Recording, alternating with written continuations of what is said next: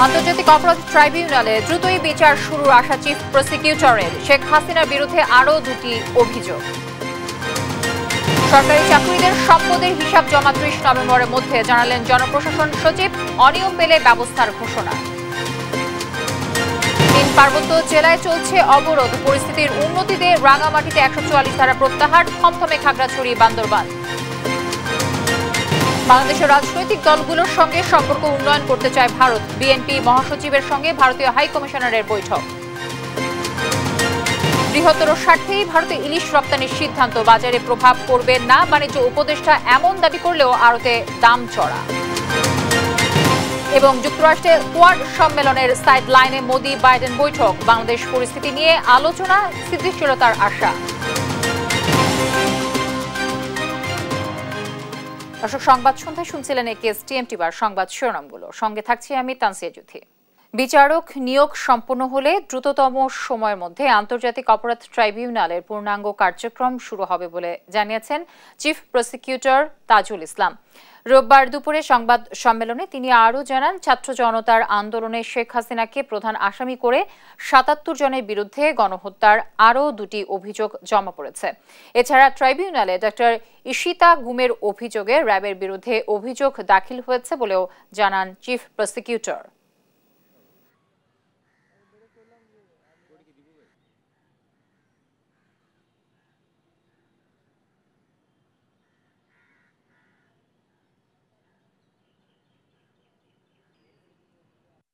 Tribunal তো যখন তখন গঠন হয়ে যাবে, কিন্তু আমাদের যে তদন্ত এবং প্রসিকিউশনের কাজ, অভিযোগগুলোকে একসাথে নিয়ে আমরা যে কোর্টের কাছে, যেমন ধরুন আগামীকালকেই যদি কোর্টটা বসে, কোর্টের কাছে তো আমাকে একটা পিটিশন ফাইল করব যে আমার কাছে প্রাপ্ত যে সমস্ত অভিযোগ আছে তার ভিত্তিতে আমি একটা অভিযোগ ফাইল করব।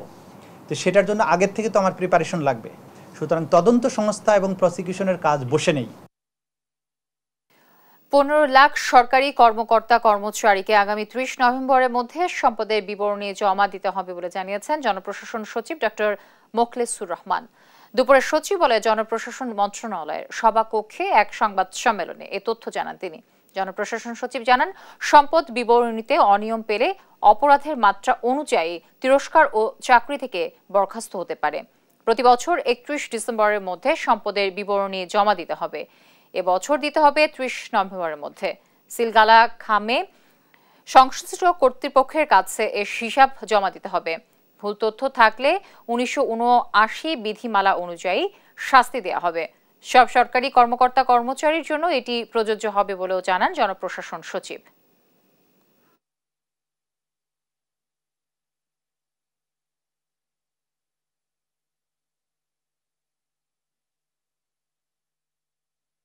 যেমন প্রতি বছর সম্পদ বিবরণী ৩১শে ডিসেম্বরের মধ্যে জমা দিতে হবে প্রতি বছর। যেহেতু এই বছর আমাদের নতুন একটা বছর পাইনি, ভাঙা বছর, এই জন্য এই বছরেরটা ৩০শে নভেম্বরের মধ্যে জমা দিতে হবে। প্রথমে হলে যদি জমা ঠিকমতো না দেয়, তথ্য গোপন করে, প্রথমে যেটা হয় এটাকে বলে লঘুদণ্ড দেওয়া হয়, এবং তারপরেও যদি সেটা লঘুদণ্ডের চেয়ে অতিমাত্রায় অপরাধ হয় তখন গুরুদণ্ড দেওয়া হয়। রাঙামাটির পরিস্থিতি কিছুটা স্বাভাবিক হওয়ায় ১৪৪ ধারা প্রত্যাহার করেছে জেলা প্রশাসন। ক্ষতিগ্রস্তদের পুনর্বাসনে ক্ষয়ক্ষতির পরিমাণ নিরূপণ করে মন্ত্রণালয়ে পাঠানো হবে বলে জানান জেলা প্রশাসক। এদিকে পরিবহন ধর্মঘটের সাজেকে আটকা পড়েছে ১,৪০০ পর্যটক। মৌসুমি পণ্য আটকে যাওয়ায় ২ কোটি টাকার ক্ষতি হয়েছে। এদিকে বিকেলে জেলা প্রশাসনের উদ্যোগে অনুষ্ঠিত হয়েছে সম্প্রীতি সভা। সহকর্মী মিশু মল্লিকের পাঠানো তথ্য ও ছবিতে টুম্পা আফরোজের রিপোর্ট। রাঙামাটিতে ১৪৪ ধারা প্রত্যাহার করেছে জেলা প্রশাসন। রোববার শহরের হ্যাপির মোড় এলাকা থেকে বনরূপা বাজারের ক্ষতিগ্রস্ত বিভিন্ন এলাকা পরিদর্শন করেন জেলা প্রশাসক ও পুলিশ সুপার। ক্ষতিগ্রস্তদের ক্ষতির পরিমাণ উল্লেখ করে মন্ত্রণালয়ে পাঠানো সহ সবাইকে পুনর্বাসন করা হবে বলে জানান জেলা প্রশাসক। এদিকে ১৪৪ ধারা প্রত্যাহারের পর দুপুর থেকে অনেক ব্যবসায়ী দোকানপাট খুলেছেন। বনরূপা বাজারে আবারও পাহাড়ি বাঙালি ক্রেতা বিক্রেতার ভিড় লক্ষ্য করা গেছে, তবে এখনো কাটেনি আতঙ্ক। অবরোধ ও ধর্মঘটের কারণে জনজীবন স্বাভাবিক হতে পারছে না। ৭২ ঘন্টার অবরোধে দ্বিতীয় দিনও চলেনি কোনো গাড়ি। আটকা পড়েছে বিভিন্ন উপজেলা থেকে আসা মৌসুমি কাঁচামালের পণ্য। এতে প্রায় ২ কোটি টাকার মালামাল নষ্ট হচ্ছে বলে জানান ভুক্তভোগীরা। এদিকে অবরোধের কারণে সাজেক ভ্যালিতে আটকা প্রায় ১৫০০ পর্যটক। রবিবারও গন্তব্যে যেতে পারেনি তারা। সাজেক রিসোর্ট কটেজ মালিক সমিতির সহ সভাপতি জানান, সাজেকে প্রায় ১৪০০ পর্যটক অবস্থান করছেন। ফিরতে না পারায় পর্যটকদের থেকে নেওয়া হচ্ছে শুধু খাবারের খরচ। পরিস্থিতি নিয়ন্ত্রণে আনতে জেলা প্রশাসনের উদ্যোগে বিভিন্ন দপ্তরের কর্মকর্তা, স্থানীয় জনপ্রতিনিধি ও সাংবাদিক সহ বিভিন্ন ধর্মীয় প্রতিষ্ঠানের প্রতিনিধিদের নিয়ে আয়োজন করা হয় সম্প্রীতি সমাবেশ। নিউজ ডেস্ক, দেশ টিভি। পাহাড় শান্ত না থাকলে কেউই শান্তিতে থাকতে পারবে না বলে মন্তব্য করেছেন উপদেষ্টা এম শাখাওয়াত হোসেন। রোববার সরকারি সফরে বরিশালে বাংলাদেশ মেরিন একাডেমি পরিদর্শনে গিয়ে সাংবাদিকদের কথা বলেন তিনি। এ সময় একাডেমির শিক্ষার্থীদের অংশগ্রহণে একটি প্যারেড প্রদর্শনীতে অংশ নেন নৌপরিবহন এবং পাট ও বস্ত্র মন্ত্রণালয় এই উপদেষ্টা। জানান, দেশের মেরিন একাডেমিগুলোর আধুনিকায়ন এবং উত্তীর্ণদের বৈশ্বিক নৌ সেক্টরে আরও বেশি সংযুক্ত করতে সরকারের সদিচ্ছা রয়েছে। এ সময় সাম্প্রতিক দেশের পাহাড়ি অঞ্চলে উত্তপ্ত পরিস্থিতি স্বাভাবিক করতে সব পক্ষের প্রতি আহ্বানও জানান উপদেষ্টা। সৌহার্দ্যতা বজায় রাখতে হলে যারা অপাহাড়ি আছে তাদেরকে বুঝতে হবে যে পাহাড়িদের বেদনা এবং দুঃখটা, এবং তাদের সাথে ইন্টারাকশনটা লোকালি যদি না হয় তাহলে খুব ডিফিকাল্ট হবে। বাংলাদেশের রাজনৈতিক দলগুলোর সাথে সম্পর্ক উন্নয়নে কাজ করতে চায় ভারত, আর অন্তর্বর্তী সরকারের সাথে এ ব্যাপারে ভারতের কথা হয়েছে বলেও জানান বিএনপি মহাসচিব মির্জা ফখরুল ইসলাম আলমগীর। বিকেলে গুলশান কার্যালয়ে বাংলাদেশে নিযুক্ত ভারতের হাইকমিশনার প্রণয় ভার্মার সাথে বৈঠক শেষে এসব কথা বলেন তিনি। মহাসচিব আরও জানান, বাংলাদেশ ও ভারতের অভিন্ন নদ নদীর পানির ন্যায্য হিস্সা নিয়ে আলোচনা হয়েছে। সীমান্ত হত্যা বন্ধেও গঠনমূলক আলোচনা হয়েছে বলে জানান তিনি।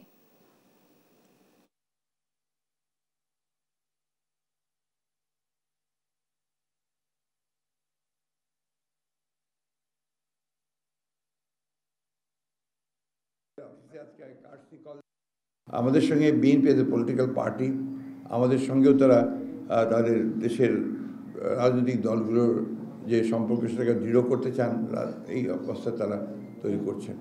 আমাদের যে সমস্যাগুলো রয়েছে ভারতের সঙ্গে বাংলাদেশের, আমরা সেই বিষয়গুলো তুলে ধরেছি। আমরা আমাদের পানি সমস্যার কথা বলেছি এবং সেগুলো দ্রুত সমাধান হওয়া দরকার, সেই কথাগুলো বলেছি।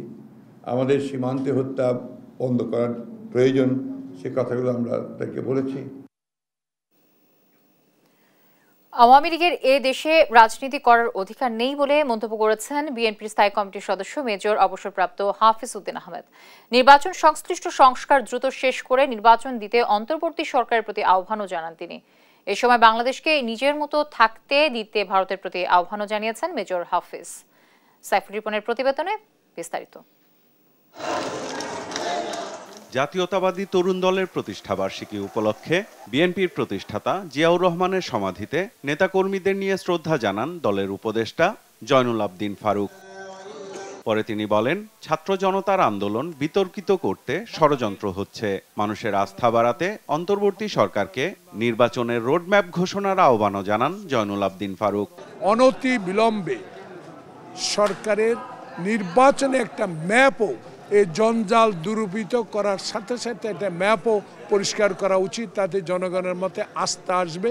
জাতীয় প্রেস ক্লাবে সেন্টার ফর সোশ্যাল স্টাডিজ আয়োজিত সেমিনারে অংশ নিয়ে নেতারা দাবি করেন, পতিত সরকারকে পুনর্বাসনে অস্থিতিশীলতা তৈরির চেষ্টা চলছে। বাংলাদেশকে অশান্ত করার জন্য, পতিত স্বৈরাচারকে যে কোনো ফর্মে পুনর্বাসন করার জন্য একটা বড় মাপের ষড়যন্ত্র চলছে। বিএনপির স্থায়ী কমিটির সদস্য হাফিজ উদ্দিন আহমদ বীর বিক্রম অভিযোগ করেন, ক্ষমতায় থাকতে ভারতের অস্ত্রধারী বাহিনীকেও বাংলাদেশে জায়গা দেওয়ার মতো নিকৃষ্ট কাজ করেছে হাসিনা সরকার।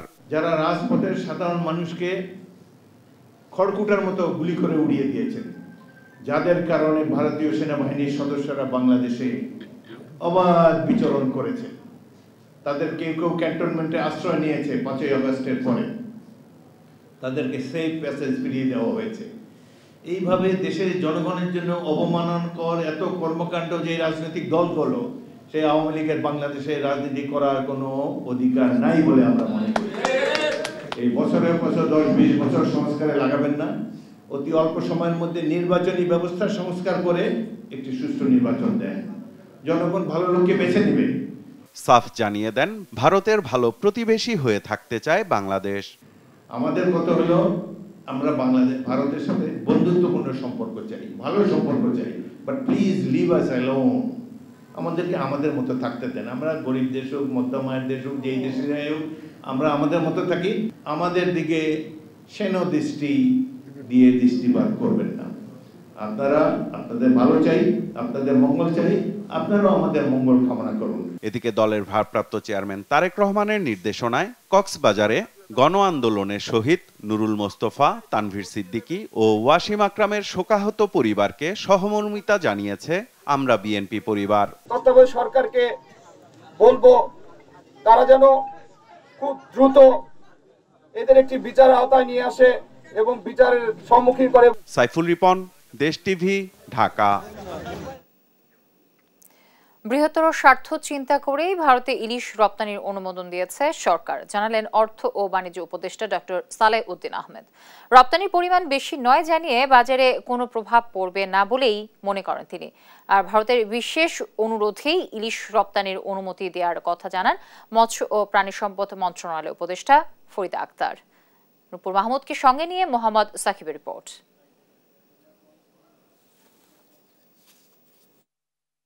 ছাত্র জনতার অভ্যুত্থানে 5 আগস্ট পদত্যাগ করেন সাবেক প্রধানমন্ত্রী শেখ হাসিনা। এর 3 দিন পর দায়িত্ব নেয় অন্তর্বর্তী সরকার। শেখ হাসিনাকে আশ্রয় দেয়া নিয়ে সৃষ্টি হয় দুদেশের সম্পর্কে টানাপোড়েন। এরই মধ্যে পূজায় ইলিশ রপ্তানি বন্ধের ঘোষণা দেন মৎস্য ও প্রাণী সম্পদ উপদেষ্টা ফরিদা আক্তার। কিন্তু 1.5 মাসের মাথায় নিজেদের অবস্থান থেকে সরে আসে অন্তর্বর্তী সরকার। আসন্ন দুর্গাপূজা উপলক্ষে ভারতে ইলিশ মাছ রপ্তানির অনুমোদন দিয়েছে বাণিজ্য মন্ত্রণালয়। দেশটির সঙ্গে সুসম্পর্ক রাখতে এমন সিদ্ধান্ত বলে জানান অর্থ ও বাণিজ্য উপদেষ্টা। সচিবালয়ে তিনি সাংবাদিকদের জানান, ইলিশ রপ্তানির পরিমাণ খুব বেশি নয়। আমরা প্রতিবেশী দেশ, এই 3000 টন, তার মধ্যে 3000 টনও যাবে না, কারণ যারা বাইরে বিক্রি করবে, রপ্তানি করবে, তারা তো দেখবে এখানে যদি 1200 টাকা ইলিশ ওখানে যদি $5 দেবে না, এটা তো জানা কথাই। আপনি দেখেন না অ্যাপেক্সে যদি 6000 টাকা বিক্রি করে, ওরা বাইরে এক্সপোর্ট করে না, কারণ $5 $10 কেন এক্সপোর্ট? এইগুলো যারা ইমোশনাল কথাবার্তা বলে, ঠিক আছে বলুক, তাদের ইসে করি। এবং এটা 0.5%ও না, 1%-এর নিচে। তা আমরা কেন একটা ইসেকে ইমোশনাল একটা ইমোশনাল? আমাদের বাণিজ্যিক দিক থেকে সুবিধা আছে, এক্সপোর্টে ফরেন পাবো তো আমরা কিছু। আর সিদ্ধান্ত পরিবর্তনের ব্যাখ্যা দেন মৎস্য ও প্রাণী সম্পদ উপদেষ্টাও।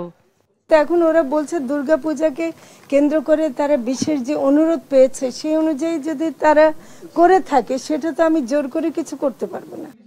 মা ইলিশ রক্ষায় আগামী 13 অক্টোবর থেকে 3 নভেম্বর পর্যন্ত 22 দিন ইলিশ আহরণ বন্ধের সিদ্ধান্ত জানান উপদেষ্টা। আহরণ কেমন হচ্ছে এগুলো আমরা দেখছি। নূপুর মাহমুদ, দেশ টিভি, ঢাকা।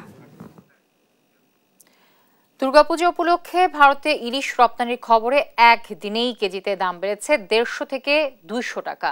ভরা মৌসুমে চাহিদার তুলনায় কম সরবরাহ, এর মধ্যেই রপ্তানির খবরে অস্থিতিশীল হয়ে পড়ে ইলিশের বাজার।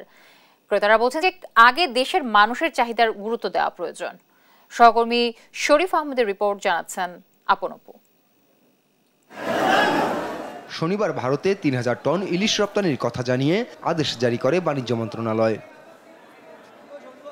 সরকারের এমন সিদ্ধান্তের 24 ঘন্টা না পেরোতেই চাঁদপুরে অস্থির হয়ে উঠেছে ইলিশের বাজার। দাম বেড়েছে কেজিতে 150 থেকে 200 টাকা। শনিবার 700 থেকে 900 গ্রামের ইলিশ 1600 টাকা কেজি প্রতি বিক্রি হলেও রোববার তা বিক্রি হচ্ছে 1700 টাকায়। আর 1 কেজি ওজনের ইলিশ শনিবার 1700 টাকা বিক্রি হলেও রোববার দর উঠেছে 1850 থেকে 1900 টাকায়। আকস্মিক এই উলম্ফনে ক্ষুব্ধ ক্রেতারা। গতকালকে থেকে আজকে কেজিতে 200 টাকা করে বেশি, বুঝলেন? আর যদি ভারতে পাঠাতে আমরা ইলিশ খাইতেই পারতাম না। প্রতি কেজিতে টাকার দাম বেড়ে গেছে। আমরা তো এখানে আর যেভাবে আসছিলাম মাছ কেনার জন্য এভাবে এখানে মাছ কিনতে পারতেছি না। ইলিশ মাছ ইন্ডিয়াতে দিবে, আমরা দেশের জনগণ আমরা যদি এই মাছগুলো খাইতে না পারি, আমরা যদি ব্যবহার না করতে পারি ভাই, আমরা যাবো কোথায়, আমরা বলবো কার কাছে? ব্যবসায়ীদের দাবি, ভরা মৌসুম হলেও বাজারে ইলিশের সরবরাহ কম, আর রপ্তানির খবরে চাহিদা বেড়েছে দ্বিগুণ। ভারতে মাছ পাঠানোর সিদ্ধান্তে মনে করেন মাছ বাড়ছে, মনকে মনে করেন 8-10 হাজার টাকা করে বাড়ছে, আপনার কেজি প্রতি প্রায় না হলে 100 টাকা করে বাড়ছে মনকে। এদিকে দাম আরো বাড়ার শঙ্কা করছেন ব্যবসায়ীরা, আর রপ্তানিকারকদের জন্য ইলিশ সংগ্রহে নেমেছে নিবন্ধিত প্রতিষ্ঠানগুলো। সরবরাহ অনেক কম, যদি এই পরিমাণ সরবরাহ থাকে তাহলে রপ্তানি হলে দাম অবশ্যই বাড়বে, আর যদি সরবরাহ বাড়ে তাহলে দামের উপরে খুব বেশি প্রভাব পড়বে না বলে আমরা মনে করি। সরবরাহ না বাড়লে সামনে কেজি প্রতি ইলিশের দাম 2400 থেকে 2500 টাকায় ঠেকবে বলে ইঙ্গিত দিলেন ব্যবসায়ীরা। নিউজ ডেস্ক, দেশ টিভি। দেখছেন সংবাদ সন্ধ্যা। ছাত্র জনতার আন্দোলনের পর অন্তর্বর্তী সরকারকে বিভিন্ন খাত সংস্কারে পূর্ণ সহায়তার আশ্বাস দিয়েছেন বাংলাদেশে নিযুক্ত জাতিসংঘের আবাসিক সমন্বয়ক গোয়েন লুইস। রোববার প্রধান উপদেষ্টা ডক্টর মোহাম্মদ ইউনূসের সঙ্গে বৈঠকে এই আশ্বাস দেন তিনি। রাজধানীর তেজগাঁওয়ে প্রধান উপদেষ্টার কার্যালয়ে এই বৈঠক অনুষ্ঠিত হয়। বৈঠকে গোয়েন লুইস বলেন, জাতিসংঘ বাংলাদেশের পুলিশ ও নির্বাচন ব্যবস্থার সংস্কার এবং বন্যা পুনর্বাসনে সহযোগিতা করবে। এছাড়া অন্তর্বর্তী সরকার দেশের প্রতিষ্ঠানগুলোর পুনর্গঠনের যে পরিকল্পনা নিয়েছে তাতেও সহায়তার কথা বলেন জাতিসংঘের আবাসিক সমন্বয়কারী। আর প্রধান উপদেষ্টা বলেন, সরকার নির্বাচনী ব্যবস্থায় বড় ধরনের সংস্কার করতে একটি কমিশন গঠন করেছে যাতে ভোট অবাধ ও সুষ্ঠু হয়। বৈঠকে সংস্কার, দুর্নীতি, বন্যা, রোহিঙ্গা সংকট এবং জুলাই-আগস্ট হত্যাকাণ্ড আলোচনায় উঠে আসে।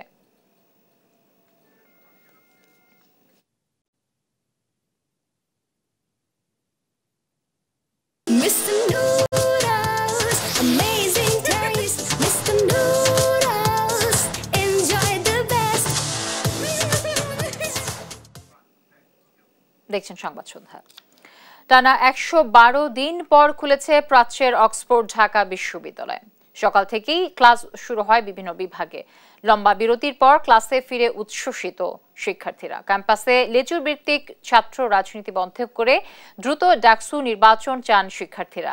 আর উপাচার্য অধ্যাপক ডক্টর নিয়াজ আহমেদ বলেন, অস্থিরতা কাটিয়ে শিক্ষার্থী বান্ধব ক্যাম্পাস গড়ে তোলার জন্য কাজ করছে বিশ্ববিদ্যালয় প্রশাসন।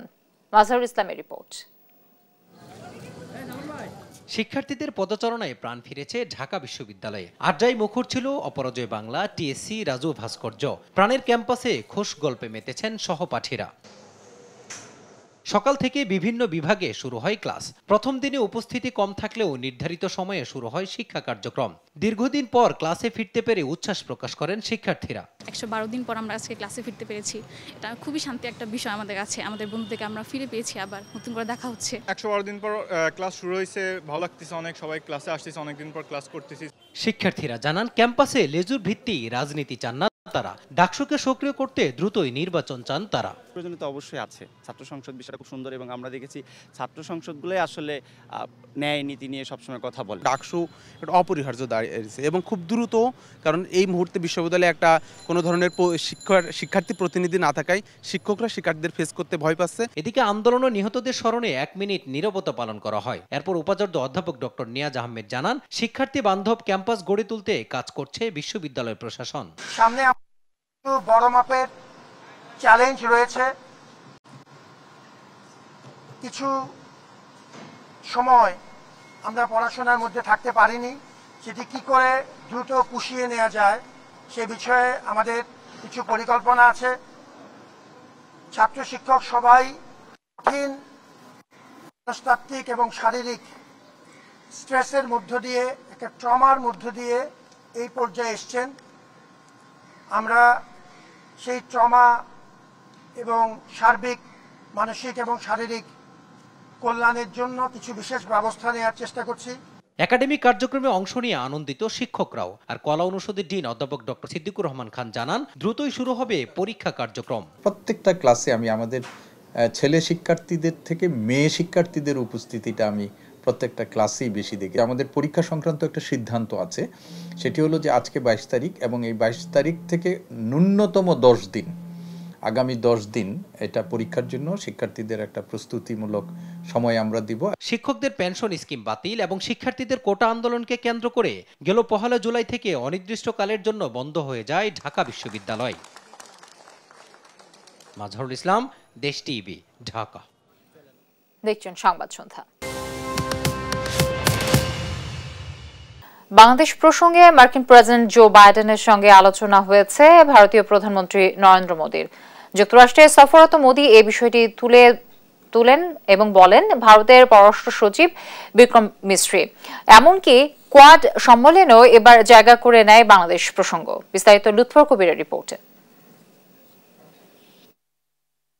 কোয়াড সম্মেলনে যোগ দিতে যুক্তরাষ্ট্রে অবস্থান করছেন সদস্য দেশগুলোর সরকার ও রাষ্ট্রপ্রধানরা। টানা তৃতীয় মেয়াদে নতুন সরকার গঠনের পর প্রথমবার কোয়াড সম্মেলনে যোগ দিতে 3 দিনের সফরে ভারতীয় প্রধানমন্ত্রী নরেন্দ্র মোদী। যুক্তরাষ্ট্রে পৌঁছেই কোয়াড সম্মেলনের ফাঁকে ডেলওয়ার অঙ্গরাজ্যের উইলমিংটনে নিজ বাসভবনে সাইডলাইনে বৈঠক হয় বাইডেন মোদীর, যেখানে মোদীকে তার ঐতিহাসিক ইউক্রেন সফর এবং রাশিয়ার সঙ্গে যুদ্ধের মাঝে শান্তির বার্তার জন্য প্রশংসা করেন মার্কিন প্রেসিডেন্ট। বৈঠকে গুরুত্ব পেয়েছে বাংলাদেশ প্রসঙ্গ।